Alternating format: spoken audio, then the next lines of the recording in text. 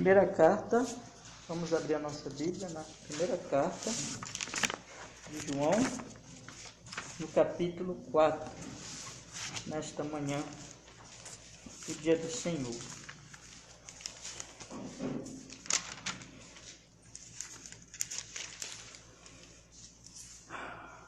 Diz assim, meus irmãos, a palavra do Senhor. 1 João, capítulo 4, a partir do primeiro verso. Amados, não creiais a todo o espírito, mas provai se os espíritos são de Deus, porque já muitos falsos profetas se têm levantado no mundo. Nisto conhecereis o Espírito de Deus. Todo espírito que confessa que Jesus Cristo veio em carne é de Deus, e todo espírito que não confessa que Jesus Cristo veio em carne não é de Deus, mas este é o espírito do anticristo, do qual já ouvistes que há de vir no mundo, e este já agora está no mundo. Filhinhos, sois de Deus, e já os tendes vencido, porque maior é o que está em vós do que o que está no mundo. Do mundo são, por isso falam do mundo, e o mundo os ouve. Nós somos de Deus. Aquele que conhece a Deus, ouve-nos. Aquele que não é de Deus, não nos ouve. Nisto conhecemos nós o Espírito da verdade e o Espírito do erro. Amém. Vamos orar. Senhor nosso Deus, estamos aqui nesta manhã em Cristo para conhecer mais da Tua palavra, mais do Senhor. Ó Deus, tem misericórdia de nós. Perdoa as nossas faltas por Cristo e nos dá a graça agora da iluminação do Espírito Santo para que esse assunto que vamos tratar hoje fique claro, não só para mim que vou falar, mas para cada ouvinte, Senhor. Tanto dos meus irmãos que estão aqui, como daqueles que vierem ouvir depois pela internet. Nós oramos assim em nome de Jesus. E nós agradecemos para a Tua honra e glória, para o nosso bem, e pedimos em Cristo. Amém e amém. Pode sentar, meus irmãos, pode sentar. Meus irmãos, com a graça de Deus, eu pretendo que este seja o penúltimo estudo desta série que nós estamos fazendo. Semana que vem nós vamos fazer as conclusões, se Deus quiser. Nós estamos com um tema que é sobre uma visão bíblica da pandemia e sua relação com a política e com a ciência. Eu já expliquei para vocês que esse tema ele tem tudo a ver porque, vindo uma pandemia, nós precisaremos da ação política, inevitavelmente. E essa ação política deve estar pautada na ciência, porque é a ciência que vai estudar a pandemia, curas e tudo mais. E o que nós estamos fazendo na verdade, procurar dar uma visão bíblica sobre esse tema, né? E eu estou colocando aqui alguns princípios, irmãos, e junto com esses princípios, fazendo aplicações sobre a reação dos cristãos nesses dias difíceis. E temos aqui com um propósito de amor, exortado, mostrado aos irmãos onde os cristãos, de uma maneira geral, têm falhado, para que tanto entre nós aqui, como aonde chegar a minha voz, pela graça de Deus, conforme a palavra de Deus, muitos irmãos possam refletir, possam observar se não tem falhado também, possam corrigir os seus caminhos. Porque o que importa para nós, meus irmãos, é a glória de Deus, é Cristo Jesus, e o meu propósito aqui realmente é esse. E eu peço para os irmãos me ajudarem muito em oração sobre isso, que o Senhor nos abençoe, porque é somente a graça de Deus. Nós temos então mostrado aqui alguns princípios, né? E entre esses princípios, irmãos, e eu quero fazer uma rápida revisão desses princípios até onde nós chegamos na semana passada. Nós já vimos que a Bíblia, ela mostra, nós lemos Romanos capítulo 13, que existem, por exemplo, João, especialmente no capítulo 8, existem 3 características muito fortes no cristianismo: a empatia, a misericórdia e a verdade. O cristianismo ele é simpático com o sofrimento dos outros, ele sente o sofrimento dos outros e ele se alegra com as bem-aventuranças, as bênçãos dos outros. Então, por isso que Paulo diz, chorai com os que choram, alegrai-vos com os que se alegram. O cristianismo também, ele é misericordioso, ele age com misericórdia. Então, quando uma pessoa está sofrendo ou quando uma pessoa está em necessidade, ele não vira as costas, mas porque ele é empático, ele vai lá e toma uma atitude para, ao menos, atenuar aquela dor, atenuar aquele sofrimento. E o exemplo do cristianismo operando isso é muito real na história da igreja, na história do cristianismo. Inclusive em momentos de pandemia, que essa não é a primeira, né? Já existiram outras pandemias ao longo da história. E para falar a verdade, essa pandemia não é das piores, né? Só pensar, por exemplo, na peste negra, que foi uma coisa muito, muito pior. Mas nós temos então aí, meus irmãos, o fato de que a misericórdia do Senhor, que recebemos, ela se traduz na misericórdia com relação ao outro. E a terceira característica é a verdade. E é sobre essa característica que eu estou falando mais desde domingo passado, que eu quero fechar aqui com a graça de Deus sobre esse tema hoje. A busca da verdade. Eu tenho feito, na verdade, aqui, meus irmãos, uma apresentação do que tem acontecido no meio evangélico, mesmo no meio reformado, isso pelo que eu tenho discernido nas redes sociais. Então eu venho acompanhando as redes sociais desde o início dessa crise e venho observando a reação dos cristãos, membros de igreja, pastores. Algumas dessas pessoas são muito famosas, têm uma grande influência na rede. E o que eu estou fazendo aqui, na verdade, é mostrar que grande parte, eu não estou dizendo que todos os cristãos estão agindo assim, mas em grande medida as reações diante dessa pandemia não têm sido conforme esses princípios, ou seja, da empatia, da misericórdia e da verdade. Dei aqui exemplos, irmãos, de que diante dos 200 mil mortos, os cristãos silenciaram. E diante da vacina, os cristãos se opuseram. E muitas vezes até se colocaram com gozo quando aparentemente uma vacina não deu certo, só porque a origem daquela vacina não é do seu lado político. Isso é muito terrível, isso não é cristianismo. E quando você questiona essas pessoas, elas vão responder assim: bom, eu estou agindo assim porque eu estou defendendo o cristianismo contra a esquerda, contra os comunistas. Só que tem um problema. Como é que a pessoa está defendendo o cristianismo se ela está agindo de forma anticristã? E outra questão também é que quando a pessoa diz isso, a pessoa mostra por que ela está agindo assim. Ela está agindo assim porque ela não está mais pensando na categoria cristã, mas na categoria política. Ela já assumiu para si e ela já foi enredada pela polarização política dos nossos dias, entre essa coisa de direita e esquerda. Essa coisa de direita e esquerda, de conservadorismo, de progressismo, tomou conta da discussão mais do que a Bíblia e mais do que o cristianismo bíblico. É isso que nós temos notado e é isso que eu estou denunciando nesses estudos, é isso que eu estou alertando meus irmãos, é isso que eu estou chamando, se algum de nós cair nesse erro, ao arrependimento, à reflexão, e também aqueles que chegarem a ouvir isso, que se arrependam, porque isso não é de Deus. Nós observamos também, meus irmãos, que quando nós entramos nessas categorias políticas, nessa polarização política, eu li com vocês Atos capítulo 6, capítulo 7, semana passada, nós temos ali a reação da igreja diante o que eu procurei mostrar para vocês, uma espécie de direita e esquerda daquele tempo. Nós poderíamos dizer assim, que a direita daquele tempo era o judaísmo, que se aproximava muito do cristianismo, muito mais do que o paganismo, e a esquerda daquele tempo então seria o paganismo, que estaria muito mais distante. Nós vamos pensar em direita e conservadorismo, a grosso modo, assim nós podemos dizer o que é, né? Vamos dizer assim, uma defesa das instituições, dos costumes, é uma prudência quanto a mudanças. Então, o conservadorismo ele tem essas características e movimentos de direita têm essas características, né? E os progressistas são aqueles que estão mais dispostos, na verdade, estão lutando por revoluções, por mudanças drásticas.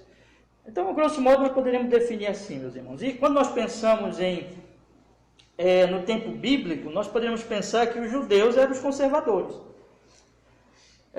E os pagãos, eles eram os progressistas, né? Eles estavam muito mais distantes da Bíblia. Os judeus tinham o Antigo Testamento, porém, eu disse para você semana passada, quem primeiro perseguiu os cristãos foram os conservadores daquela época. E eles lutaram pela morte dos cristãos. E os progressistas daquela época, eles perseguiram depois, e muito incentivados pelos conservadores daquela época. Nós temos então que a reação dos apóstolos, a reação daquelas pessoas do Novo Testamento, não era de encaixotar o cristianismo nem numa coisa nem noutra, mas de mostrar a idolatria, a mentira e o assassinato de ambos os lados. Ambos os lados tinham seus ídolos, ambos os lados defendiam seus ídolos e nisso proclamavam mentiras, e ambos os lados, com essas mentiras, matavam pessoas.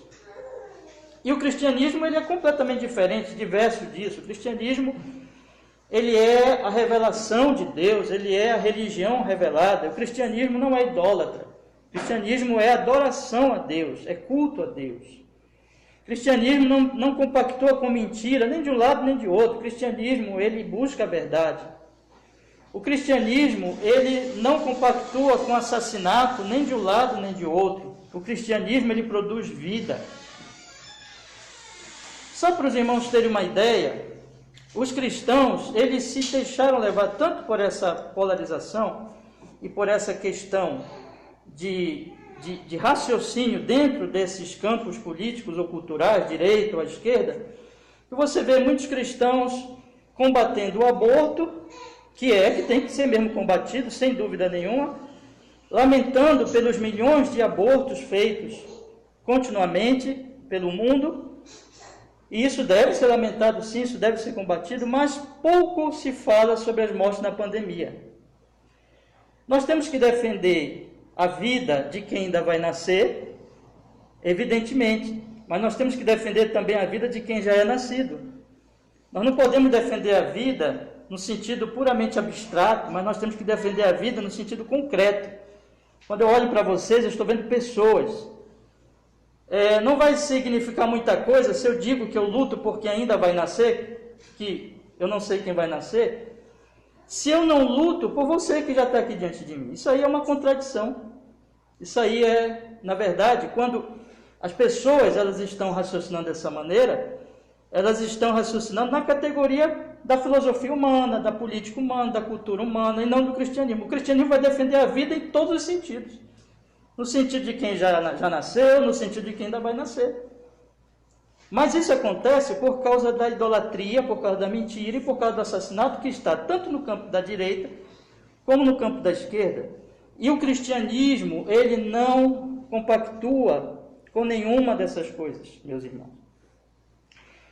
Então aqui nós paramos a semana passada. E teve outro detalhe também que eu destaquei para os irmãos, só para finalizar aqui a nossa revisão, é que nós vimos também a reação diante do presidente da República. Eu li com vocês vários textos em que a Bíblia diz que nós devemos respeitar as autoridades, nós devemos honrar as autoridades, nós devemos nos submeter a elas porque elas vêm de Deus. E elas são uma bênção para nós.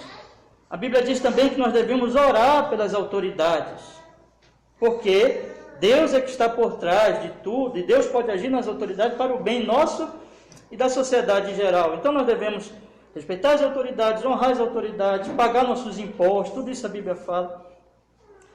Orar pelas autoridades, né? Mas jamais idolatrar as autoridades. Quando você pega Daniel capítulo 3, você vai ver que ali a Bíblia, com o exemplo de Sadraque, Mesaque e Abidnego, aquele exemplo ali, em relação a Nabucodonosor, é um exemplo de que não se dobra, não se idolatra a autoridade alguma. Nabucodonosor fez uma estátua, provavelmente, não se diz ali que aquela estátua representava o próprio Nabucodonosor, mas mesmo que não, aquilo ali era um culto ao Nabucodonosor, porque ele disse, olha, se prostrem diante dessa estátua. E Sadraque, Mesaque e Abidnego, servos do Senhor, não se dobraram. Então a Bíblia diz que eu devo orar pelas autoridades, eu devo respeitá-las, honrá-las, mas nunca devo adorá-las e nunca devo colocá-las num pedestal. Na verdade, dentro da cultura humana, tanto a direita como a esquerda, essas coisas acontecem. Isto é, vai se idolatrar o político, vai se idolatrar o governante. Estude a história. Então, estude, por exemplo, sobre fascismo com Mussolini, estude nazismo com Hitler, estude comunismo com Stalin. Todos esses homens foram idolatrados. Todos esses homens foram postos em pedestais, honrados. Todos esses homens mataram. Tanto a direita, tem ditador à direita e ditador à esquerda. Tem ao gosto de qualquer um. E eles todos foram idolatrados, eles todos mataram, eles todos perseguiram, eles todos cometeram crimes terríveis. A direita e a esquerda. Aqui na nossa América, nós tivemos ditadura de direita. Existem ditaduras de esquerda. Irmãos, essas coisas não estão restritas a um campo político, porque tudo é pecador, idólatra, e assim por diante. Então, o que é que nós temos observado? Que a reação dos cristãos, em geral, é uma reação que tem idolatrado o presidente da República. O presidente Bolsonaro tem sido idolatrado, como outrora foi o presidente Lula. Então, se você tinha idolatria no campo da esquerda, e muitos direitistas condenavam essa idolatria, só que quando chegou ao poder a chamada direita no Brasil, eles estão fazendo exatamente o que os esquerdistas faziam com Lula. Eles estão idolatrando o Bolsonaro, porque isso é do coração humano. É assim que as coisas acontecem. E cristianismo, eu repito, não tem nada a ver com isso. Nós não podemos relacionar o cristianismo com essas coisas. Então eu citei aqui alguns atos do presidente Bolsonaro, alguns atos no mínimo questionáveis no meio de uma pandemia, mas que os cristãos racionalizaram, desculparam, disseram, não, estamos com o presidente. Falei para você da hashtag estamos com o presidente, fechado com o Bolsonaro. Falei para vocês de um banner que circulou na rede dizendo, vamos patriotas, vamos defender o Bolsonaro incondicionalmente. Tudo isso é idolatria, meus irmãos. Os cristãos estão chegando nesse nível. Nós temos que alertar o povo de que isso aí não vai dar em coisa boa. Isso não deu em coisa boa na Itália, na Alemanha, na Rússia. Não está dando em coisa boa agora nos Estados Unidos. Veja o que aconteceu no Capitólio recentemente. Essa idolatria política vai levar à violência política. Esse é um tema amplo, e eu confesso aos irmãos, é um tema que eu particularmente gosto muito, sempre gostei muito de política, sempre observei muito esses assuntos políticos, e eu vou parar de falar, senão vou falar e vai acabar o tempo e vou ter que entrar no nosso assunto de hoje. Mas eu gostaria que os irmãos pensassem nesses aspectos, entendessem. Nós temos que fazer isso à luz das Escrituras Sagradas. Esse assunto é um assunto importante, é um assunto que nós temos que tratar na igreja, é um assunto que nós temos que observar à luz das Escrituras, né? É um assunto vasto, eu gostaria até muito de falar mais sobre isso, mas a gente tem que encerrar. Mas essas coisas que eu tenho falado aqui, e algumas falo rapidamente, é para os irmãos refletirem, e quero dizer para vocês, eu estou aberto, meus irmãos, a perguntas, a conversar com vocês sobre esse assunto. Então, se vocês tiverem dúvida, venham conversar, vamos conversar sobre isso, né? Porque esses estudos também, eles são, inclusive, para essas reflexões. Mas vamos avançar. Hoje eu quero falar de duas coisas, basicamente. Eu quero falar da nossa relação com o jornalismo, porque esse é um assunto, dentro do assunto da busca da verdade, vem o tema do jornalismo. Porque o jornalismo, ele é aquilo que muitos têm dito, o quarto poder. Você tem legislativo, executivo, judiciário, e o jornalismo é como se fosse um quarto poder, né? Ele tem uma grande influência, ele tem um grande poder na sociedade. E é um assunto que nós precisamos tratar. Mas eu tenho um outro assunto também hoje, que tem a ver com a busca da verdade, que é sobre teoria da conspiração e a ciência. Mostrar para os irmãos que a teoria da conspiração, ou as teorias da conspiração, elas têm minado o conhecimento, a busca pelo conhecimento científico. Há alguns que têm feito pesquisa na internet e observam que as pessoas mais procuram sites que espalham teorias da conspiração do que sites que espalham conhecimento científico. E isso é grave, porque as teorias da conspiração não provam nada, são boatos. E isso é muito usado pela política, tanto a direita como a esquerda, né? E nós temos que ter, nós cristãos, não podemos ser inocentes. Irmão, o cristão não pode ser inocente, não pode ser aquele que vai com todo mundo. O cristão, ele é prudente, o cristão, ele analisa tudo, ele pensa, ele reflete. Então vamos pensar um pouquinho, irmãos. É por isso que eu li com vocês esse texto de João. Porque você observa aqui João, daqui a pouco vocês vão entender qual é a relação do profetismo com o jornalismo. Daqui a pouco vocês vão entender.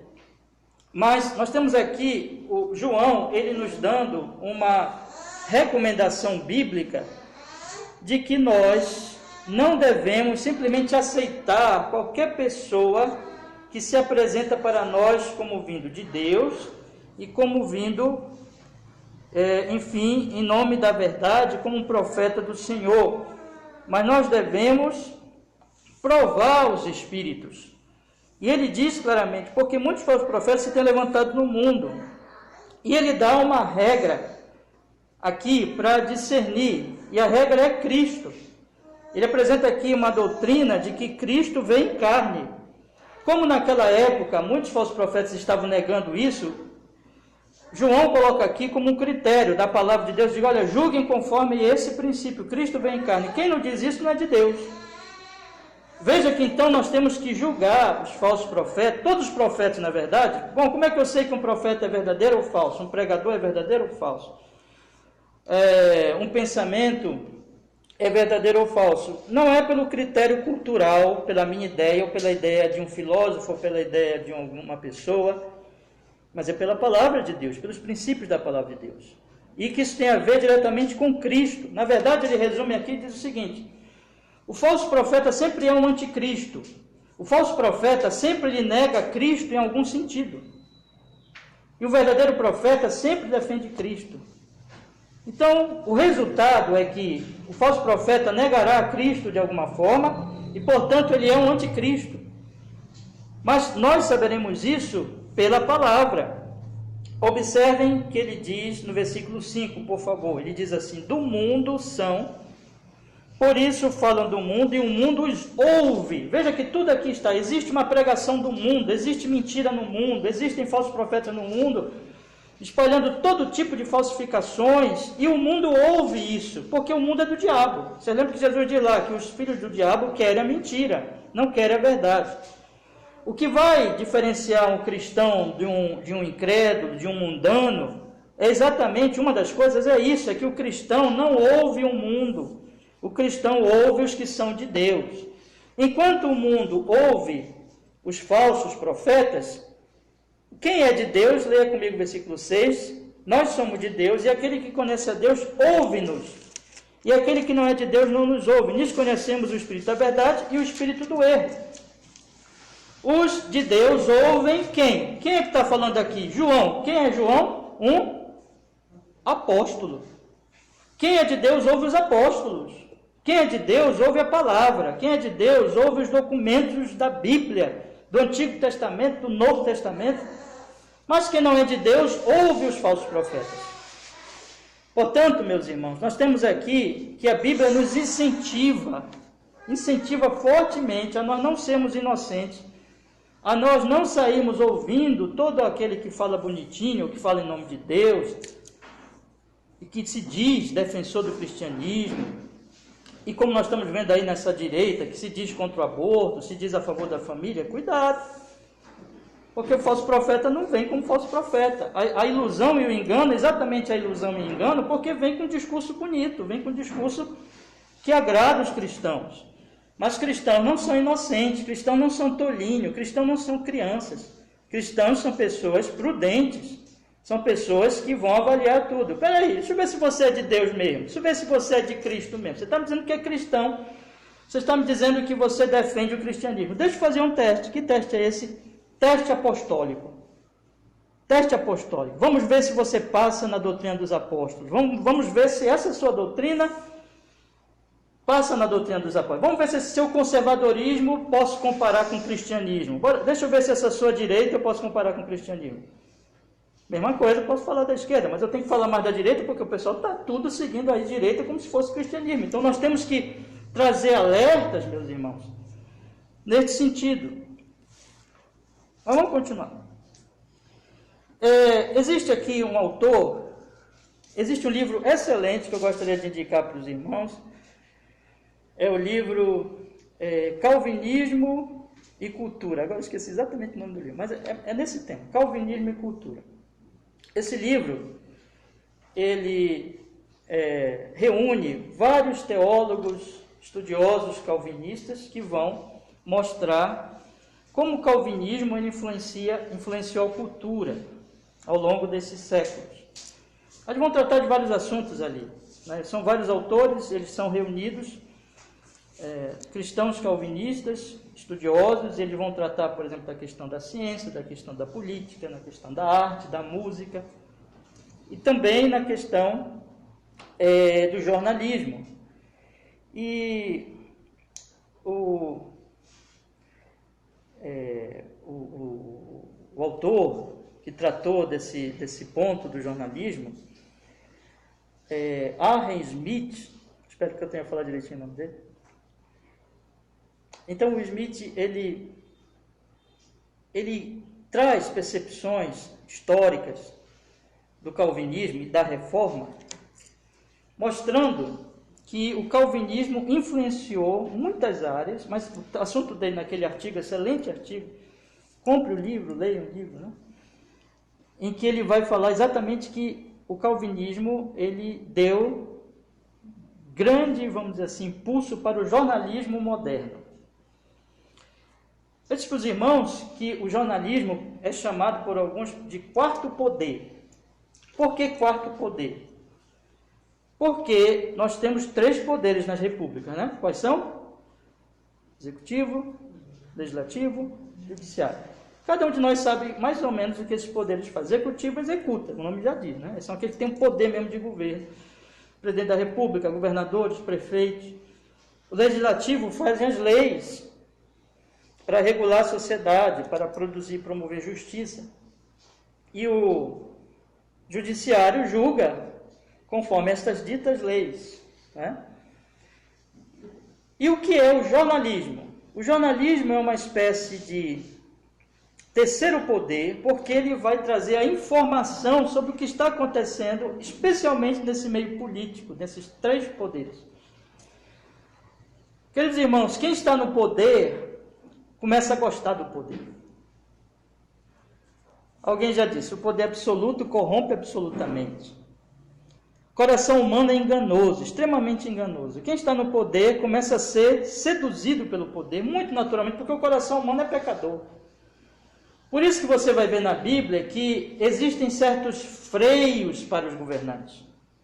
A Bíblia é absolutamente oposta a ditaduras, absolutamente contra o poder numa pessoa só. Você vê, por exemplo, até os reis de Israel. Você tem o rei, mas você tem os outros ofícios lá. Você tem os profetas que denunciavam os reis. Daqui a pouco, por isso que eu estou lendo aqui sobre os profetas.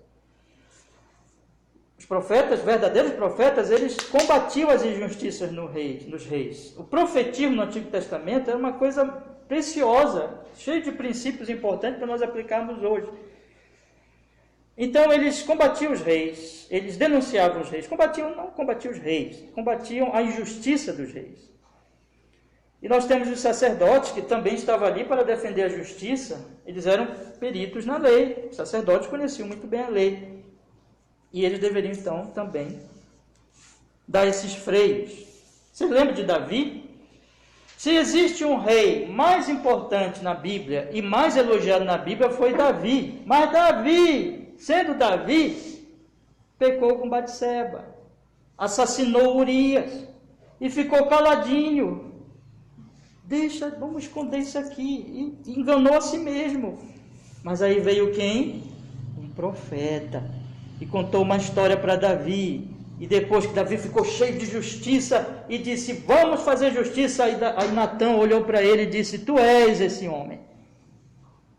O profetismo em Israel era um freio, meus irmãos, para esse poder dos reis. E os reis não tinham poder absoluto. Você vai encontrar, por exemplo, nas nações pagãs, que os reis tinham poder absoluto. Em Israel, não. Em Israel tinha a lei de Deus. Deus deu a lei. Ali era realmente teocracia. Deus deu a lei, Deus era o rei, Deus governava. E os reis deviam obediência à lei. E os profetas do Senhor, o que eles faziam? Leia Jeremias, leia Isaías, leia a história de Elias, e veja que eles denunciavam os reis quando eles pecavam. E eles eram perseguidos por isso. Os profetas eram freios contra os reis, contra a injustiça dos reis. Na Bíblia não existe isso de ditadura. Não existe isso de alguém que ser muito bom, muito virtuoso, que pode governar sozinho. Não existe isso. O governo da igreja é um governo, nós podemos pensar, por exemplo, entre nós batistas, nós temos um governo, em muitos sentidos, democrático, um governo em que não existe um poder absoluto. Dentro do presbiterianismo, nossos irmãos presbiterianos, existe ali o presbitério, e tudo isso, meus irmãos, vem das Escrituras, que não deixam alguém mandar sozinho, mas que tem ali os freios necessários, porque um poder absoluto é um poder corrompido. Eu citei para vocês aqui alguns exemplos históricos de homens terríveis, porque tiveram o poder absoluto na mão, e eles se achavam muito virtuosos. Muito virtuosos. Nenhum desses ditadores pensavam que eram homens terríveis. Eles tinham uma autoimagem elevadíssima e fizeram atrocidades, porque tiveram todo o poder. Então nós temos, meus irmãos, que o profetismo em Israel, o ofício sacerdotal em Israel também era um freio para o poder dos reis. E os profetas, de uma maneira mais importante, devemos dizer, eram homens que estavam ali para frear, mas só que tinha um problema, tinha falso profeta também. Não tinha só o profeta verdadeiro, tinha falso profeta. E os falsos profetas, eles não denunciavam nada. Eles eram teólogos da corte. Eles eram homens do poder. Eles só falavam coisas boas dos reis. Eles só apoiavam as maiores injustiças. Eles só falavam e anunciavam coisas que apresentavam a virtude dos reis. E nunca os denunciavam, porque eles comiam da mesa dos reis. Nós temos alguns exemplos históricos na Bíblia. Nós temos o caso de Elias e Acabe. Nós temos o caso do profeta Jeremias, que enfrentou um falso profeta da sua época. E nós temos o próprio João Batista, que enfrentou o poder naquela época, denunciando o casamento ilícito da autoridade do rei, do comandante. A Bíblia está cheia desses exemplos. Eu só quero mostrar um para vocês, para nós ganharmos tempo. Se vocês quiserem anotar depois, irmãos, eu tenho aqui 2 Samuel 12 com Davi. Temos aqui o caso de João Batista, Marcos 6, 14. Nós temos o caso de Jeremias capítulo 38, capítulo 28 e também o capítulo 38. Nós temos 1 Reis, capítulo 22. Enfim, são várias referências das Escrituras que mostram essa associação corrupta de falsos profetas e a denúncia dos verdadeiros profetas a quem estava no poder. Inclusive contra o próprio Davi, que é o maior exemplo de homem santo na Bíblia. Veja o que Davi fez. Se Davi fez isso, vocês acham que esses que estão aí no poder são virtuosos? Meus irmãos, não sejam tão inocentes, se alguém está sendo inocente assim. Tá bom? Não seja, não faça isso. A Bíblia, ela nos alerta. A Bíblia diz assim, cuidado, não confie no homem. Maldito o homem que confia no homem. Mas vamos lá. Vamos ler aqui um exemplo só, tá bom? Pegue comigo 1 Reis, capítulo 18.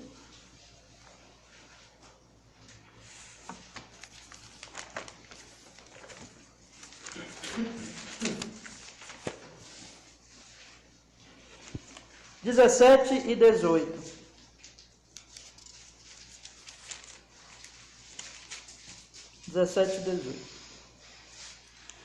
Acabe foi um dos piores reis de Israel, um dos piores, maligno, perverso, e ele tinha um inimigo chamado Elias, e Elias era um profeta do Senhor. Olha o que ele diz para Elias, capítulo 18, verso 17. E sucedeu que, vendo Acabe a Elias, disse-lhe: És tu o perturbador de Israel? Assim que ele chamava Elias, perturbador de Israel. Elias era o perturbador de Israel. Por que perturbador de Israel? Porque Elias falava a verdade. Porque Elias era incômodo para Acabe. Acabe era um rei ímpio, perverso, maldoso, assassino. E o Elias era um problema para Acabe. Ele odiava Elias. O perturbador de Israel. Olha o que Elias fala para ele no versículo 18. Então disse ele: Eu não tenho perturbado Israel, mas tu e a casa de teu pai, porque deixaste os mandamentos do Senhor e seguistes Baalim. Veja que sempre é isso, deixar a palavra, deixar Deus e seguir a idolatria. O perturbador era o Acabe, não era o Elias que dizia a verdade. Geralmente é assim, né, irmãos? Quando uma pessoa começa a dizer a verdade, ela é vista como perturbadora. Está perturbando a ordem, está tudo muito bom, está tudo quieto, fica quieto, irmão, não fale isso. Mas benditos sejam esses perturbadores de Israel, porque são eles que começam a alertar o povo, são eles que começam a falar: cuidado com esse caminho. O pecado cega, irmãos, a idolatria cega, e louvado seja Deus porque envia esses perturbadores de Israel. E aí o que Elias faz? Agora, pois, manda reunir-se a mim todo Israel no Monte Carmelo, como também os 450 profetas de Baal. Esse aqui é os profetas da corte. Tinha 400 falsos profetas lá, tudo bajulando Acabe, a Jezabel, que era esposa de Acabe, mulher terrível. Vocês conhecem a história de Jezabel, né? Quem estuda, lê muito a Bíblia, sabe. Agora, pois, manda reunir-se a mim todo Israel no Monte Carmelo, como também 450 profetas de Baal e os 400 profetas de Azerá, que comem da mesa de Jezabel. Os profetas comem da mesa dos reis. Falso profeta.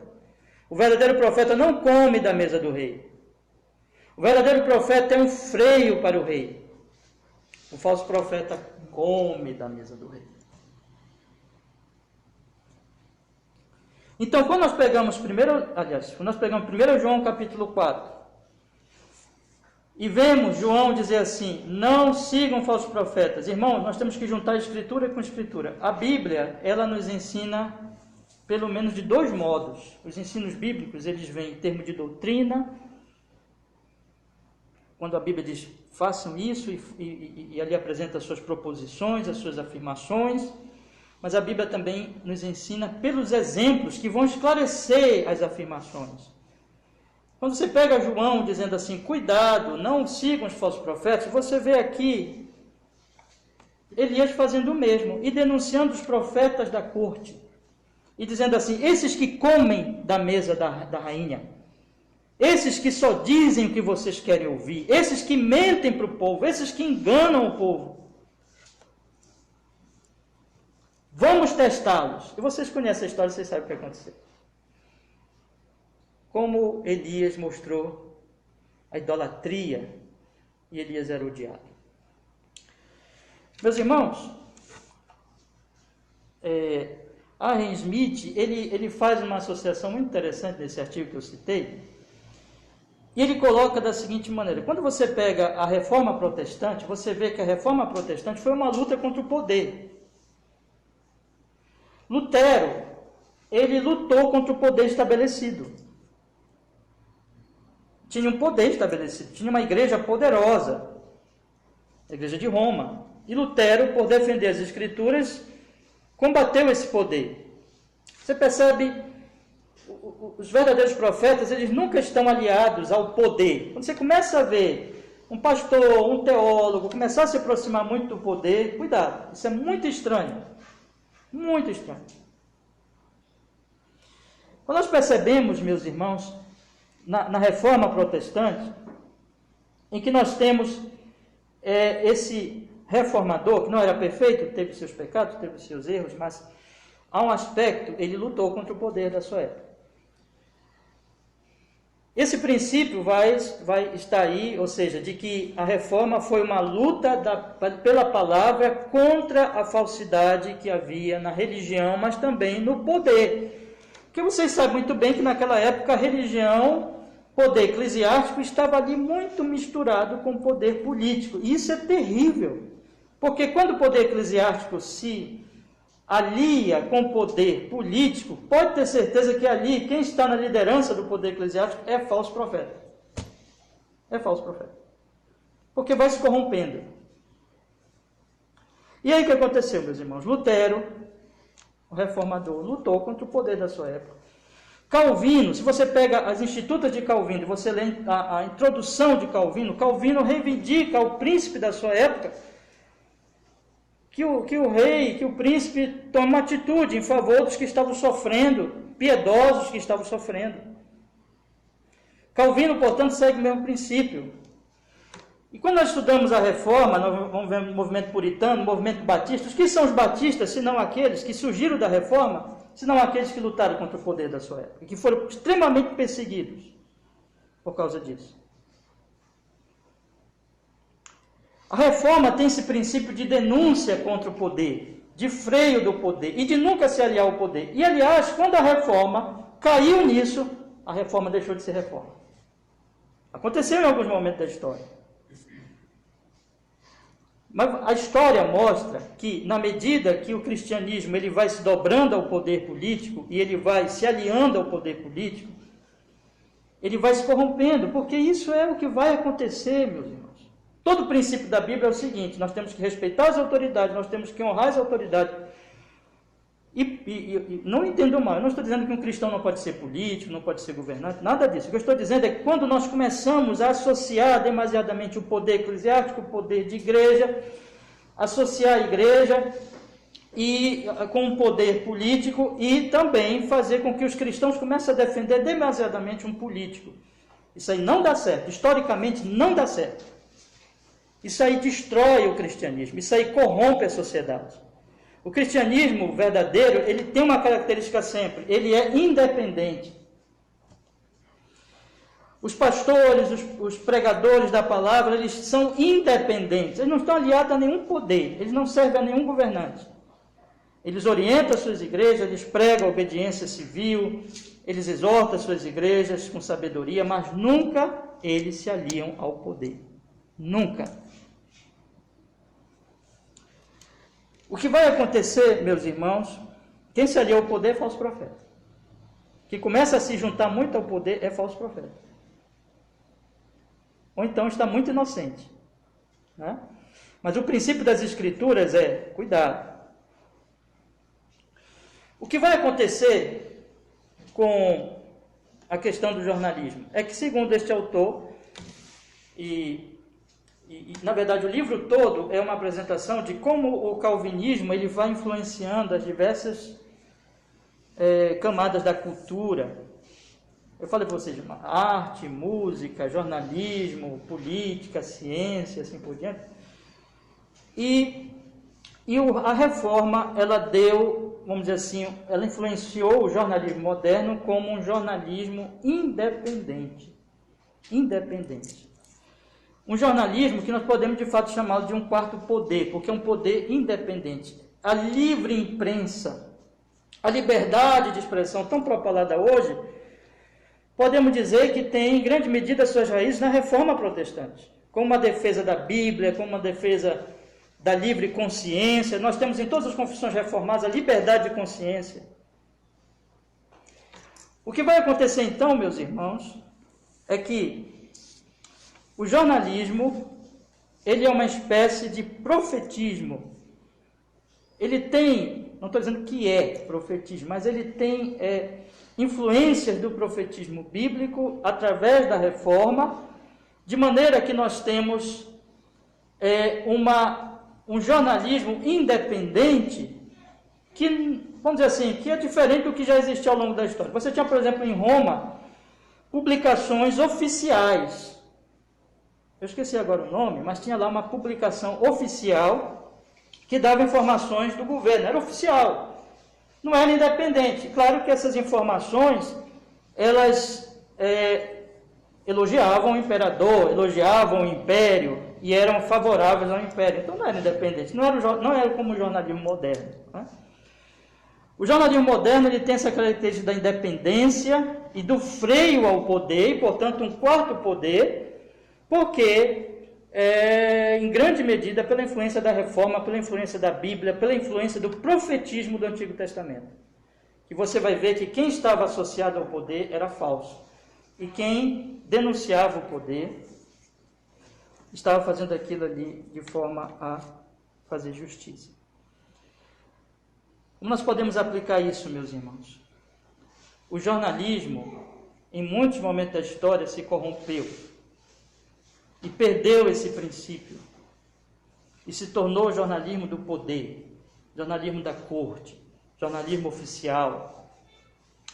Então, eu gostaria de alertar os meus irmãos que sobre a questão de descobrir a verdade e de saber dos fatos, quando você observar um canal, quando você observar uma rede, quando você observar um youtuber, que hoje são os grandes influenciadores, né?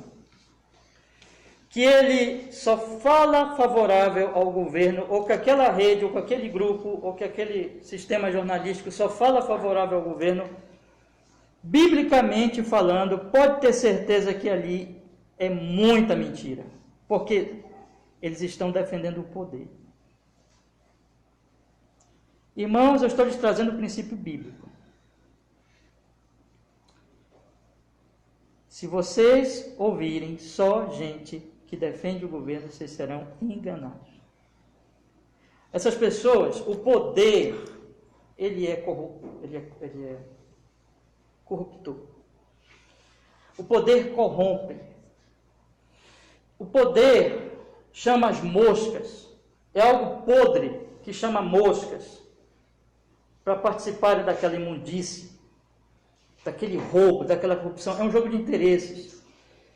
É por isso que tem que ter outras pessoas ali freando, porque senão, meus irmãos, vira caos, vira ditadura, vira corrupção.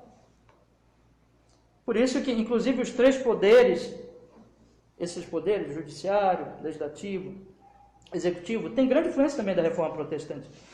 Como esses freios, para que não fique um só mandando. E quando você começa a ver jornalistas que só defendem o poder, pode ter certeza, eu estou lhe dizendo isso aqui baseado nas escrituras, meus irmãos, ali tem muita mentira. Jornalistas que justificam tudo, racionalizam tudo, desculpam tudo, acham justificativas para tudo, meu irmão, pode ter certeza, são mentirosos. São corruptos, estão a favor do poder, têm interesse e devem ser denunciados. A verdade, ela dá trabalho para se descobrir. O cristianismo, ele leva, meus irmãos, a você dizer assim, eu quero honrar só a Deus. É por isso que eu quero lhe dizer que quando essa polarização política, isso acontecia no tempo do PT, no tempo do presidente Lula, você tinha os jornalistas do poder. Agora você tem a mesma coisa. Irmão, isso não muda, tá, gente? Isso não muda. No próximo governo vai ser a mesma coisa, no outro governo vai ser a mesma coisa. Você vai ter gente ali querendo a sua participação, querendo aproveitar em algum sentido o poder, ganhar alguma coisa com isso. O primeiro princípio bíblico e o primeiro conselho que eu lhes dou é: não ouça somente os jornalistas da corte. Você quer glorificar Deus ou não? Você quer a verdade ou não? Se você ama Deus, se você ouve o Evangelho, se você ama o Senhor Jesus, você quer a verdade. Você não quer proteger o seu ídolo político, você quer a verdade. Então, se você só se informa nesses canais favoráveis ao governo, e você não quer ouvir o outro lado, analise o seu coração, se o seu coração não está seguindo a idolatria. Se você não quer ouvir outro lado, se você diz assim, não ouça a grande mídia. Nós vimos muitos dizer isso, né? Não assisto mais esse jornal, não acesso mais isso, aqui eles são todos, é tudo fake news. E o termo fake news, ele foi jogado sem sentido, porque fake news é tudo que é contra nós. Eu até fiz uma brincadeirazinha numa live que eu fiz com os pastores, que eles dizem assim, bom, tudo que é contra eles, tudo que é contra nós é fake news, tudo que é do nosso lado é verdadeira news. Tudo que é favorável a nós, ok? Tudo que é contra nós, não, é fake news. Então eu não assisto mais esses canais da grande mídia, que eles são todos fake news. Tem fake news entre eles? É claro, gente. Eles têm interesse do poder também? É claro. Só que para que você descubra a verdade, você tem que ouvir todos os lados. E dá trabalho, meus irmãos, dá trabalho. Dá trabalho, você tem que buscar a verdade, você tem que analisar tudo. Só que agora nós temos o Google, né? Você quer saber uma informação? Digita lá, leia, pesquise. Não ouça só os canais favoráveis ao governo. Se você fizer isso, você vai ser enganado. Eu quero deixar isso bem claro aqui. Nós cristãos não podemos nos fechar nesse jornalismo da corte, mas ouvir e buscar a verdade e não termos ídolos. O nosso único Deus é o Senhor e nós queremos a verdade custe o que custar. Um povo informado é um povo que não vai ser manipulado, mas um povo enganado, um povo que vai sendo ali por mentiras, e isso os repórteres da corte, eles fazem muito bem, eles são cheios de argumentos, eles são cheios de falsificações, são falsos profetas. Falso profeta não está só na igreja, nas igrejas. Falso profeta está no jornalismo, falso profeta está na academia, falso profeta estão em todos os campos, e no jornalismo também. Mas o que eu quero lhes passar o princípio é que, se você só ouve canais favoráveis ao governo, você está enganado. Você está sendo enganado. Não tenha dúvida disso. Ouça tudo, pesquise a verdade, vá atrás, tenha trabalho. Mas isso é importante. Se você quer ser informado, é assim que tem que ser. A verdade dá trabalho, gente. Muito trabalho. Mas se você não quer ser enganado, você vai ter que fazer isso. Não pegue nada prontinho já, mas vá atrás, pesquise. Irmãos, continuando, um outro aspecto aqui que eu quero lhes dizer é o seguinte. Na busca da verdade, você deve buscar quem entende do assunto. Por exemplo, irmão, nós estamos numa época de pandemia. Pandemia, nem os cientistas ainda entendem essa pandemia, nem eles. E tem doença muito antiga aí que eles não entendem ainda. Né? Quer dizer, mas são pessoas que estão estudando, que estão pesquisando. Então, se eu quero saber uma coisa, em quem eu vou buscar? Eu vou buscar em quem está inteirado, quem é conhecedor daquele assunto. Eu vou lhes mostrar agora um princípio bíblico sobre isso. Abra comigo Tiago, capítulo 4. Tiago, capítulo 4.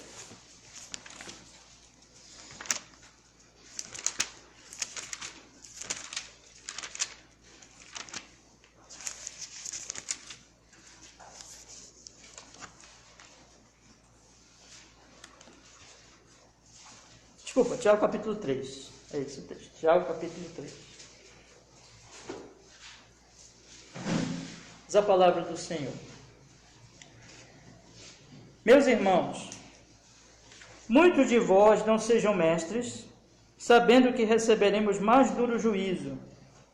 Porque todos tropeçamos em muitas coisas. Se alguém não tropeça em palavra, o tal é perfeito, e poderoso para também refrear todo o corpo. Tá bom até aqui. Meus irmãos queridos, olha o conselho da Bíblia. Não sejam muitos de vós, meus irmãos, muitos de vós não sejam mestres. Vocês já pensaram uma igreja cheia de mestres? Todo mundo fala, todo mundo ensina, todo mundo prega, todo mundo. a Bíblia diz, isso não é bom. Por que não é bom? Martin Lloyd Jones, ele diz assim num dos seus escritos, coisa terrível é uma igreja cheia de mestres. Vocês já observaram nas Escrituras que Deus chama alguns para pregarem a palavra, para exporem a palavra, para ensinarem? Existem os ofícios. Terça-feira, na leitura do nosso livro, nós falamos aqui sobre os ofícios.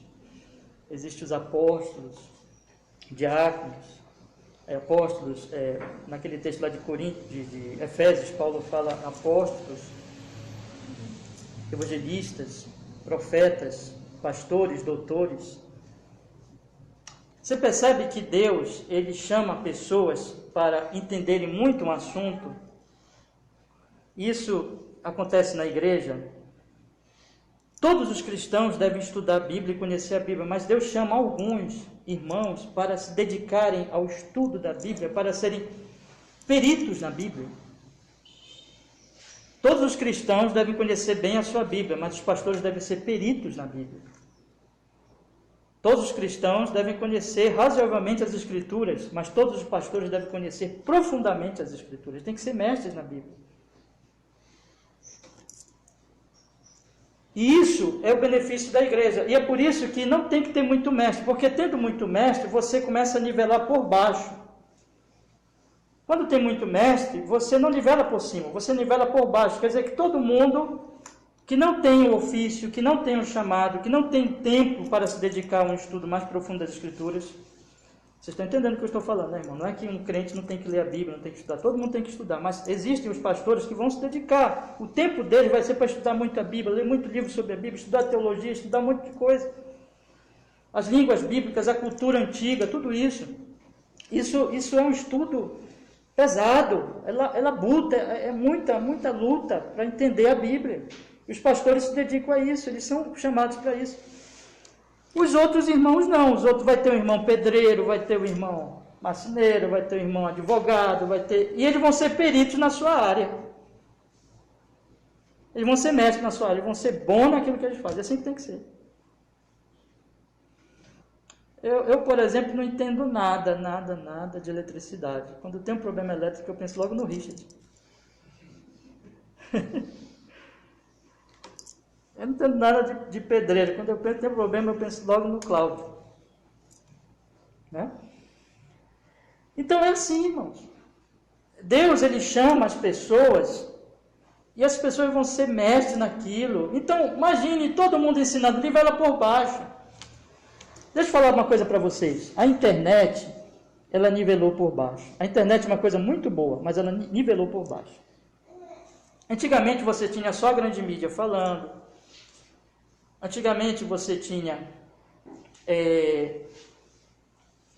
as publicações científicas, jornais científicos, revistas científicas. Antigamente você tinha os livros. Era uma coisa mais fechada. A internet foi boa porque democratizou esse conhecimento. Então hoje você tem cientistas, publicações falando na rede, pastores falam para multidões pela internet. Foi muito bom. Muito bom. Democratizou, abriu o conhecimento, isso é favorável, é aquilo que eu falei, tem o Google, então vá pesquisar. Isso a gente pode pesquisar agora, tem a internet. Antigamente não tinha, antigamente era uma coisa mais restrita realmente. Todavia, isso trouxe um outro problema. Qual é o problema? É que quem não sabe também pode falar do que não sabe. Isso que é o problema. E, infelizmente, só porque a pessoa tem um blog, só porque a pessoa tem uma página na internet, alguma coisa assim, e começa a ter seguidores, aí, irmãos, Tiago está dizendo, todos tropeçamos em muitas coisas, se alguém não tropeça em palavra, o tal é perfeito. Ele está falando aqui, olha, não deve ter muito mestre, porque se tiver muito mestre, vão falar bobagem. Vão falar bobagem. Vão ensinar heresia, vão começar a falar coisa errada da Trindade, da encarnação de Cristo, vai uma coisinha errada aqui, outra coisinha errada ali. Aqui, meus irmãos, vocês não veem, por exemplo, no meio pentecostal, onde tem muitos mestres, o que acontece? Entende o que eu estou falando? Então, a internet, ela tem um lado bom, que democratiza o conhecimento, mas tem um lado mal, que todo mundo vira mestre. E o que nós vimos agora em relação à pandemia, irmãos, está morrendo gente, tem ocasiões que morre 1000 por dia no Brasil. Isso não é uma brincadeira, irmãos. Isso não é uma coisa assim, olha, vou falar aqui com Moisés, vamos conversar, Moisés, sobre o que nós vamos comer hoje. Aí Moisés gosta do quê? O que você gosta, Moisés? Maniçoba. Aí eu digo, não, Moisés, eu não gosto de maniçoba, eu prefiro feijoada. Aí é uma conversa que só vai afetar eu e Moisés, e a maniçoba e a feijoada fazem bem, nenhuma faz mal, né? Se tiver bem feitinho e tal, né? Faz bem. Então, meus irmãos, o que acontece? Isso aqui é um assunto trivial, é um assunto da vida, mas uma pandemia que já matou o quê? 230 mil pessoas, que nem os cientistas entendem ainda esse vírus horrível, porque ele já está mudando, e cada mudança dele eles não sabem o que está acontecendo, eles têm que ver o que vai acontecer ainda. Eu queria perguntar para vocês, quem são vocês para falar de cloroquina? Quem são vocês para falar de vacina, que vacina é ruim? Vocês estão entendendo o que eu quero dizer? Olha, irmãos, eu disse para vocês, eu vim acompanhando isso aí, e é uma coisa incrível, a gente vê pastor, irmão, pastor tem que falar de Bíblia, não tem que falar de vacina. Eu vi pastor na rede falando contra a vacina. Meu irmão, você é dessa área? Não, então fale da sua área, fale de Bíblia. Eu vi muita gente empolgado falando da cloroquina, olha o que aconteceu na rede esse ano. Presta atenção. Você viu pessoas, cloroquina, vamos popularizar a cloroquina para todo mundo. E quem é da área médica, e o consenso da área médica, da área científica, é assim, cuidado, vamos ver se isso funciona, entendeu? Quem entendia, dizia assim, cuidado, vamos estudar, nós estamos estudando, nós estamos pesquisando. Mas quem não sabia de nada, não, tem que todo mundo tomar cloroquina. Agora na vacina a mesma coisa. Quem entendia dizia assim, olha gente, vacina é boa, a vacina ela vai ser importante para nós, vamos nos vacinar. Quem entendia. Mas quem não entendia dizia, olha, a vacina, não é bom. É porque nós estamos nivelando por baixo, meus irmãos. Meus irmãos, deixa eu falar uma coisa para vocês, por prudência. Não fale do que você não sabe. Não republique de pronto. Tem aquela pessoa ali que eu gosto muito. Pode ser o pastor mais piedoso. Pastores também erram, meus irmãos. E erram muito, muito. Nós somos pecadores. Nós precisamos também de freios, né? Todo mundo precisa. Não publique alguma coisa. Dois conselhos que eu quero lhes dar neste momento, tá? Sobre esse assunto. Se você quer saber sobre cloroquina, sobre vacina, ouça cientistas, porque eles são mestres no assunto. Eles foram chamados por Deus para tratar daquilo. Quando você está doente, você procura quem? Um açougueiro? Quando você está doente, você procura o pastor? Se você estiver passando mal, você vem me procurar, eu não vou poder fazer nada por você. Orar por você é uma coisa, mas tratar de você, eu não posso prescrever medicamento, eu não sei o que você tem, eu não sei, eu não sou médico. Como é que eu vou falar de cloroquina? Como é que eu vou falar de vacina? Eu só vou falar eu vou procurar pesquisar o que eu puder, informações com quem sabe, eu posso repassar para você. É tudo que eu posso fazer. Agora, defender cloroquina e combater vacina, meus irmãos, e numa doença, não é conversar sobre feijoada e maniçoba com Moisés, é uma doença, gente. É uma doença que se eu espalho informação errada, eu estou matando pessoas, preste bem atenção nisso. A internet ela tem um problema, o problema da internet, o bem da internet é que ela populariza, ela democratiza a informação. O mal é que todo mundo pode espalhar mentiras. E quem espalha mentira sabe disso. Sabe, quem está lá no poder sabe que se ele espalha aqui uma mentira, as pessoas vão divulgando. Rede de WhatsApp, vão falando de cloroquina, vão falando mal de vacina, gente que não sabe nada, gente que não conhece o assunto. mas quer ser um especialista. Deixa eu ler para vocês, meus irmãos. Meus irmãos, muito de vós não sejam mestres, sabendo que receberemos maior duro juízo. Preste atenção, é sério, gente, é sério quando nós começamos a falar. O princípio da sabedoria, fique calado. Se você não sabe, fique calado. Se você sabe um pouquinho, fique calado ainda. Só fale se você tiver mesmo, você for bom mesmo naquilo.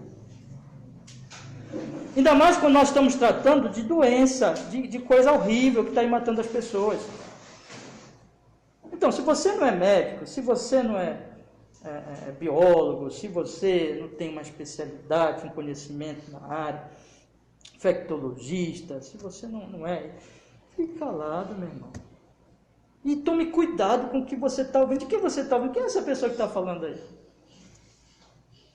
Ah, mas é um youtuber. Então, cuidado. Procure o consenso científico. Gente, tem consenso científico. A ciência está aí. Nós não temos que ser contra a ciência. Né? Então, um conselho que eu dou para os irmãos. Vamos lá, gente. Eu ainda tenho tempo. E eu quero falar um pouquinho agora de teoria da conspiração.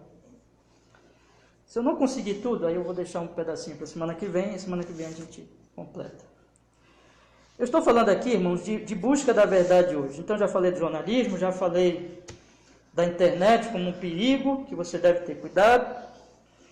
Outra coisa que eu quero falar agora é a teoria da conspiração. Que as teorias da conspiração, elas são usadas tanto pela direita como pela esquerda, pelos que estão no poder. Eles têm muitos interesses nessas teorias e às vezes eles acreditam nessas teorias. O que é uma teoria da conspiração? Vou tentar aqui dar uma definição. Uma teoria da conspiração é a crença de que duas ou mais pessoas, um grupo de pessoas, secretamente, preste atenção nisso, que isso é importante, secretamente decidiram prejudicar uma nação, fazer alguma coisa, enfim, influenciar, fizeram um plano, mas tudo secreto, ninguém sabe o que eles fizeram, ninguém sabe que eles se uniram para fazer isso. Então, teve aí um acontecimento na sociedade, e esse acontecimento na sociedade, geralmente um acontecimento importante, geralmente um acontecimento difícil. A teoria da conspiração, ela dá uma explicação fácil. Ela diz assim, olha, sabe o que é isso aí? Isso aí porque teve um grupo que se juntou e inventou isso aí, espalhou isso aí, fez isso acontecer. Mas não tem prova, entendeu? Não tem prova, ninguém dá prova. A teoria da conspiração não precisa de prova, não precisa de evidência, é especulação pura. É boato, é como os antigos boatos. Joga um boato aí. Antigamente era de boca em boca, agora é de celular em celular, é muito pior, é muito mais rápido.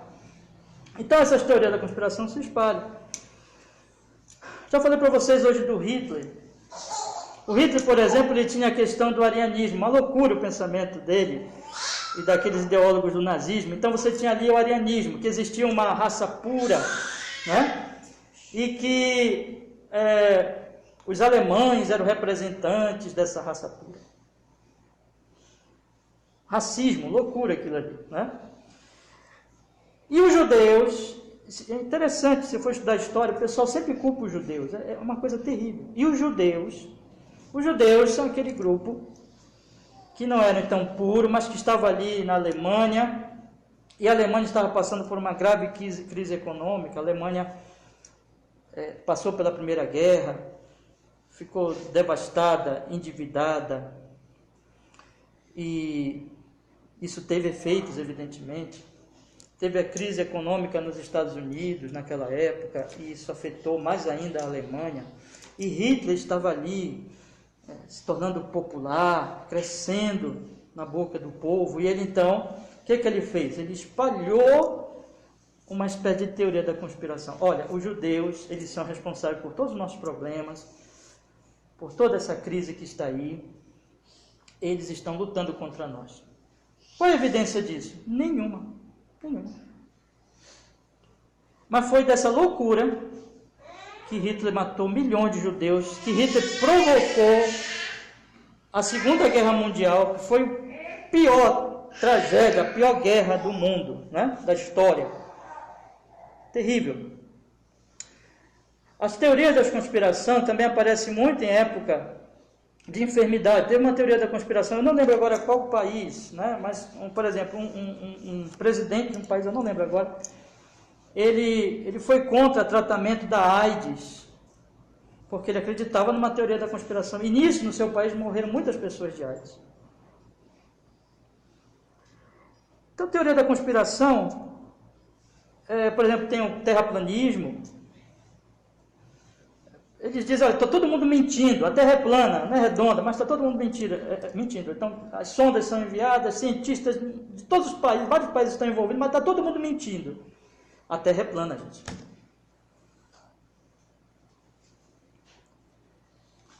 E aí vai. Nova ordem mundial. Tem aí um grupo se juntando aí para dominar o mundo. Marxismo cultural. Eu digo com tristeza que eu mesmo achava que isso tinha alguma coerência em certo tempo.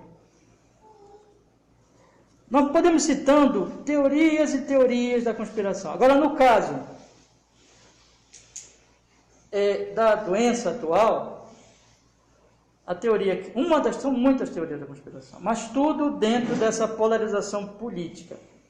Os cristãos, foi dito a eles que eles estão numa cruzada. Que cruzada é essa? A cruzada contra o comunismo. A cruzada contra o esquerdismo. Bom, é claro que nós temos que lutar contra o que é errado e tudo mais. Eu digo, repito aos irmãos, é um assunto vasto, eu só estou dando algumas pinceladas para mostrar para vocês o problema. Mas o ponto é o seguinte, é que veio essa doença, e essa doença veio da China. Isso já é uma coisa, um campo fértil para a teoria da conspiração, porque a China é um regime comunista. Então nós temos que as teorias foram espalhadas assim, olha, isso aí não é nada disso, foi por acaso, isso foi um vírus que laboratório na China produziram, alguma coisa assim, e espalharam esse vírus porque os chineses eles querem dominar o mundo, como se os chineses já não dominassem. Né? Os chineses eles querem dominar o mundo. Né? E a gente via alguns bannerzinhos aí, eu vi uns bannerzinhos assim, eles dominaram sem dar um tiro. Como? Pelo vírus chinês. E olha, e alguns falaram assim, principalmente naquele início, isso aí não é tão ruim assim, isso é mentira. Isso é só para meter medo no povo. Né? Isso é engenharia social. Isso aí eles estão engendrando um plano para que você, por exemplo, use máscaras.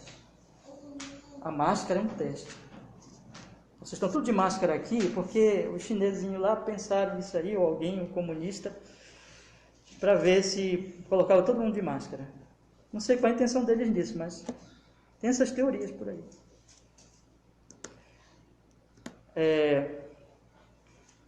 Os governadores estão todos, outro tipo de teoria que eu ouvi esses dias, os governadores estão todos aliados contra o presidente da República, eles são tudo comunistas, eles estão usando o vírus para implantar uma ditadura comunista, por isso que eles estão fechando igreja,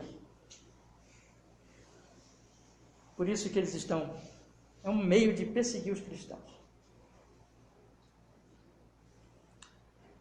As teorias da conspiração, elas não precisam ter provas.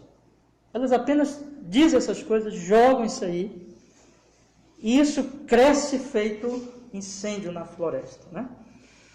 Isso se espalha e muita gente acredita, porque isso é eu vou publicar essa semana, meus irmãos.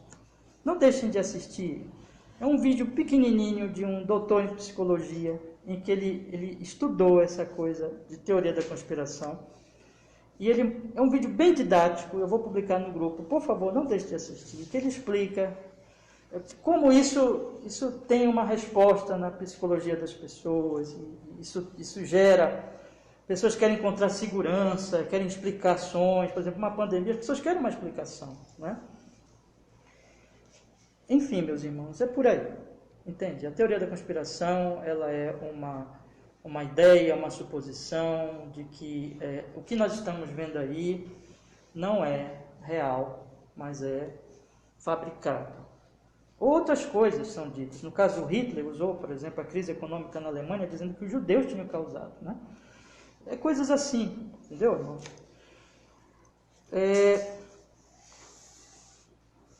Agora, observem, eu preciso, os irmãos me dão mais 7 minutos, tá bom? Para a gente fechar aqui esse ponto, vamos deixar para a semana que vem.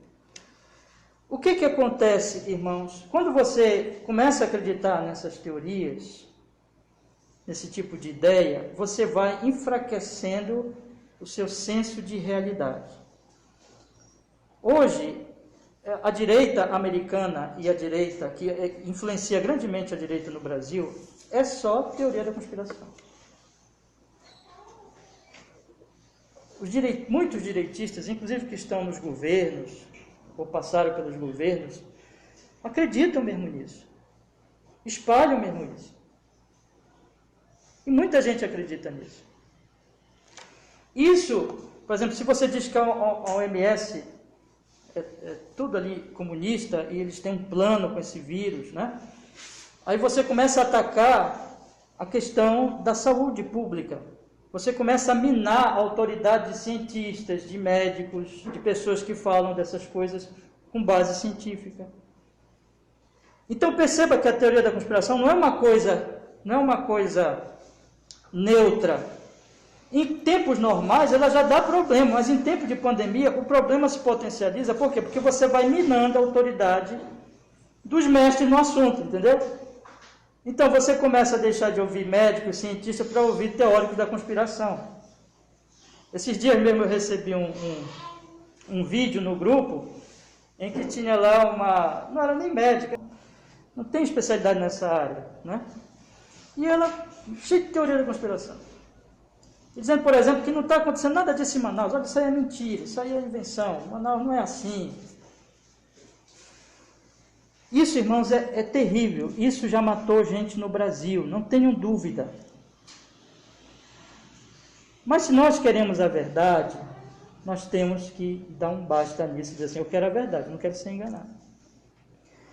Então, meus irmãos, eu só vou começar aqui, semana que vem eu vou fechar nesse ponto, porque o tempo já está estourando, mas eu gostaria de, esses últimos minutos, falar um pouquinho para os irmãos de que a Bíblia, ela dá base para a ciência, para o conhecimento científico, e o movimento reformado, o movimento que vem de Lutero, o movimento que vem de Calvino, eles deram grande incentivo para a ciência. E esse livro, inclusive, e se você pega, por exemplo, o livro de Abraham Kuyper, pega o livro de Kuyper sobre calvinismo, tem um capítulo lá de Kuyper que fala só da ciência, e ele mostra como o calvinismo, ele deu base para a ciência.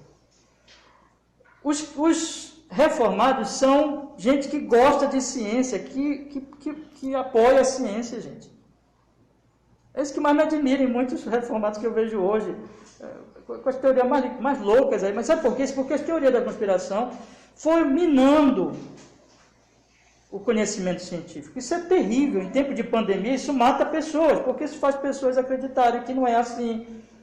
O povo se aglomera, o povo não toma cuidado. Né? O povo acredita em tratamentos que não resolvem nada. Isso aconteceu, por exemplo, na gripe espanhola. Estude a gripe espanhola. Tinha lá o pessoal espalhando remédio que não tinha efeito nenhum. Mas nós temos, irmãos, o Salmo 104. Abra a sua Bíblia comigo no Salmo 104. Salmo 104.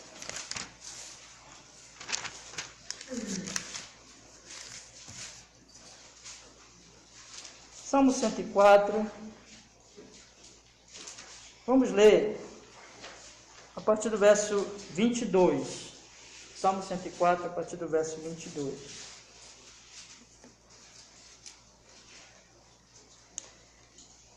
Diz a palavra do Senhor, Salmo 104, verso 22. Nasce o sol e logo se acolhem e se deitam nos seus covis. Então sai o homem à sua obra, ao seu trabalho até a tarde. Ó Senhor, quão variadas são as tuas obras, todas as coisas fizeste com sabedoria, cheia está a terra das suas riquezas. Assim é o mar grande, muito espaçoso, onde há seres sem número, animais pequenos e grandes. Ali andam os navios, o Leviatã que formaste para nele folgar. Todos esperam de ti, que lhes dês o seu sustento em tempo oportuno. Dando-lhe, ele os recolhe, abres a tua mão e se enche de bens. Esconde o teu rosto e fica perturbado. Se lhe tiras o fôlego, morre e volta para o seu pó. Basta até aqui. Esse salmo vocês conhecem já, não é? Esse salmo é lindíssimo. Esse é o salmo da providência. E este salmo, irmãos, ele diz assim: Deus, ele não só criou, a Bíblia fala da doutrina da criação e da providência. A reforma deu uma base para a ciência, porque a reforma disse assim: olha, existe uma ordem nesse mundo aí. O sol nasce, o sol se põe, a lua aparece, as estrelas e o nosso próprio corpo, porque Deus criou, há um só Deus, Criador dos céus e da terra, de todos nós. Esse Deus mantém todas as coisas. Esse senso da unidade de Deus dá um senso da unidade do universo, entende, irmão? Como há só um Deus, o universo tem sentido, o universo tem ordem.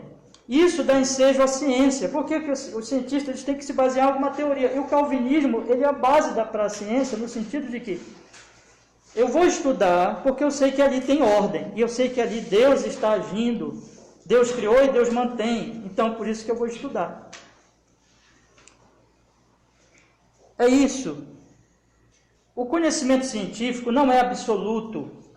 O conhecimento científico, ele é, como é que eu posso dizer? Ele é parcial. Você não vai ver nenhum cientista dizer que o conhecimento científico é absoluto. Nenhum cientista de verdade. Eles sabem que eles conhecem a um certo aspecto, mas ainda que não seja absoluto, é verdadeiro. Então você vê, por exemplo, a ciência tem estudado essa doença horrível desde o início. E eles vêm, realmente, em alguns sentidos, eles vêm mudando em alguns posicionamentos. Por quê? Porque no início eles se basearam em conhecimentos que eles tinham de outras doenças, mas ainda não conheciam bem essa doença. Agora eles conhecem melhor essa doença. Então, na medida que eles vão estudando, eles vão pesquisando, eles vão dando recomendações para a sociedade. E existe um consenso científico. A Bíblia não é contra o consenso científico. Eu tenho visto pessoas aí falarem contra o consenso científico. A Bíblia diz que na multidão dos conselheiros há sabedoria. E Deus dotou esses homens. Como é que a doutrina da graça comum no calvinismo é que Deus dá dons aos homens, mesmo os que não são crentes. Então essas pessoas estão estudando, essas pessoas estão pesquisando, e essas pessoas estão chegando a conclusões. E continuam pesquisando. E agora nós temos vacinas. Falei para vocês da cloroquina. Não se sabia ainda sobre cloroquina, mas eles foram pesquisando. Entende? Então isso é assim. Agora, a teoria da conspiração mina isso porque diz assim, não, tem aí uma coisa secreta. Eu conheço uma médica, e ela, de São Paulo, amiga de Facebook, e ela ia fazendo relatórios. São Paulo é um dos piores lugares da pandemia no Brasil, São Paulo e Manaus, né? E ela ia fazendo relatórios diários sobre o que ela via. E ela dizia o seguinte: às vezes ela tinha que entubar uma pessoa. As pessoas pediam assim, por favor, doutora, não me entube, não faça isso comigo. Mas ela tinha que fazer. E aquilo é uma carga psicológica muito grande para ela e para os médicos, irmãos. Se vocês conversarem com os médicos desses dias, tem sido muito duro para eles. E aí ela, para descansar um pouco, ia na sacada, e ela via lá as pessoas se aglomerando, as pessoas sem máscara, as pessoas lá. Ela dizia, meu Deus, o que está acontecendo? Sabe por quê? As pessoas lá, que não estão na realidade dos hospitais, que não viram o que aconteceu, elas estão acreditando em teoria da conspiração, elas estão acreditando que, inclusive, essa médica está num plano diabólico mundial que lançou o vírus. Gente, temos que parar com isso. Isso não é coisa de cristão, irmãos, ficar acreditando em fábulas, em maluquices, quando a evidência está diante de nossos olhos. Essa doença está matando, essa doença é horrível. Nós temos como cristãos que nos juntar, orar pelos médicos, orar pelos cientistas, cuidar da nossa saúde, usar máscaras, cuidar, seguir as regras sanitárias, porque isso é bíblico. Eu queria encerrar com um texto da Bíblia, semana que vem a gente vai continuar. Vocês sabiam que quarentena tem na Bíblia? Sabiam disso? Vou mostrar para vocês na Bíblia. Abra comigo. Levítico, capítulo 13. Levítico, capítulo 13. Meus irmãos, me perdoem, eu já estourei o horário, muitos minutos já, tá? Mas eu vou ler isso aqui e vou encerrar. Levítico, capítulo 13.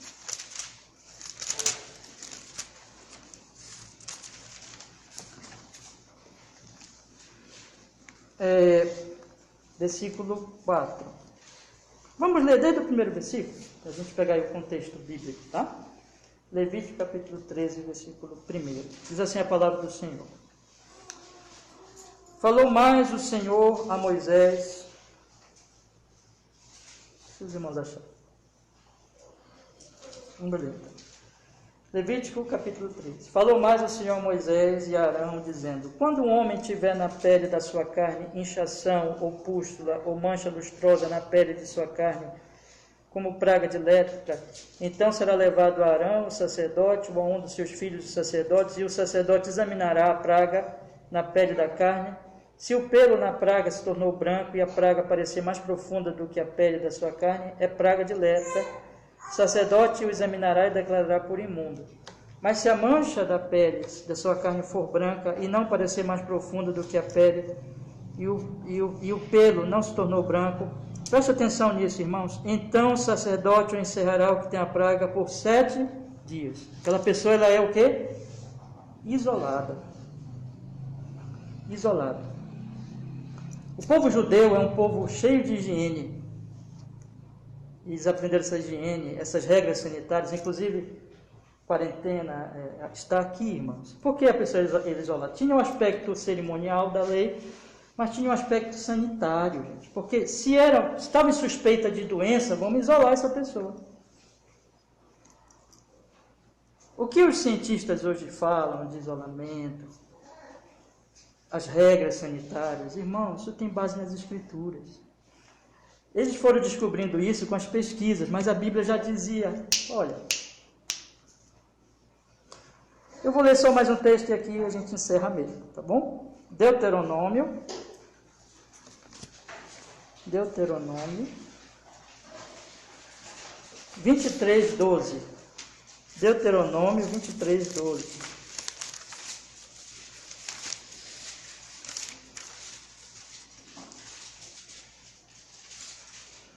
Deuteronômio 23:12.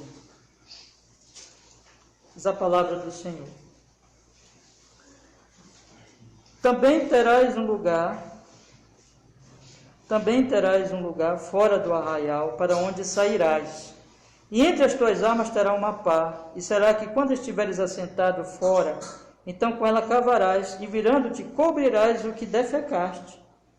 Porquanto o Senhor teu Deus anda no meio do teu arraial para te livrar e entregar a ti os teus inimigos, pelo que o teu arraial será santo, para que ele não veja coisa feia em ti, se a parte de ti. Veja que tem um aspecto cerimonial, mas tem também um aspecto sanitário, ou seja, enterrar as fezes. No Levítico tinha as lavagens, tinha o isolamento dos doentes, tinha os cuidados com os mortos. Tudo isso tem aspectos cerimonial, mas tem aspecto sanitário, meus irmãos. Ser cristão reformado não é ser contra as regras sanitárias. Não existe isso, gente. Mas estão sendo contra por causa das teorias de conspiração que estão minando, estão alucinando as pessoas. Eu não tenho outro termo. Mas se nós somos cristãos, se nós amamos ao Senhor, se nós queremos a verdade, vamos buscar a verdade, meus irmãos. Eu queria então encerrar com esse texto. Há uma especulação, não posso dizer que é verdade, né?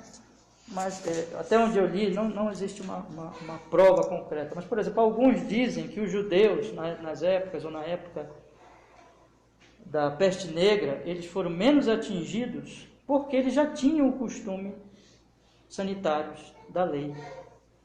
né? Eu não quero afirmar isso, mas eu entendo que há muito a que se pensar sobre isso. A Bíblia não é contra a ciência, a Bíblia não é contra as regras sanitárias, mas a Bíblia é contra a teoria da conspiração, porque não tem base em verdade, são especulações. Meias verdades ou são mentiras completas. Vocês me permitem ler só um texto, mais um, você não precisa nem abrir, se vocês quiserem abrir, vocês abrem. Esse é o procedimento cristão, que eu vou encerrar aqui com esse texto. Aí a gente encerra mesmo, já pode tratar da semana que vem de outro assunto. Lucas capítulo 1,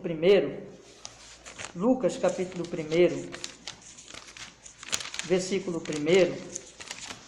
Lucas ele diz assim,